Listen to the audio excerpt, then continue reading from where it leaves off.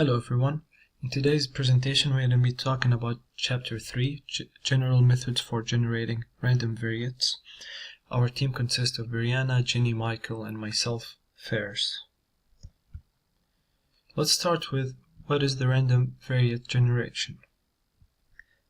It assumes that a distribution is completely specified and we wish to generate samples from this distribution as input to a simulation model.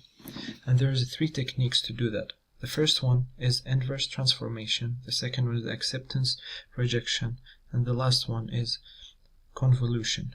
And in this presentation we're only going to talk about inverse transformation and acceptance rejection.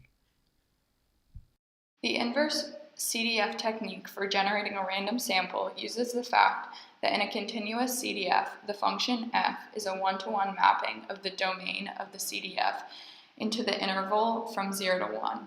Therefore, if u is a uniform random variable on 0 to 1, then x is equal to the inverse of u and has the distribution of f. In other words, if x is a continuous random variable and f is the cumulative distribution function, or CDF, then the inverse function of r is a random variable. Section 3.2 talks about envelope rejection. It is used to generate observations from a distribution and is commonly referred to as the acceptance rejection method. This type of simulation works for any domain of real numbers that have a density, so there are more than one examples or trials plotted of different random variables. The steps include sampling a point on the x-axis from the proposal distribution, drawing a vertical line at this x position up to the curve of the proposal distribution, sampling uniformly along this line from 0 to the maximum of the probability density function, and if the sampled value is greater than the value of the desired distribution at this vertical line, return to step 1. So, when we use envelope rejection, it is important to use a g of x that somewhat resembles the h of x you are sampling from.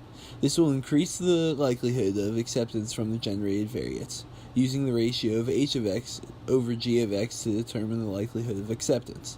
The reason that we use the g of x function in the bottom of the slide that represents a PDF is because this information falls under the assumption that there is no closed form for the inverse f, so we have to find a function or PDF that represents it the best.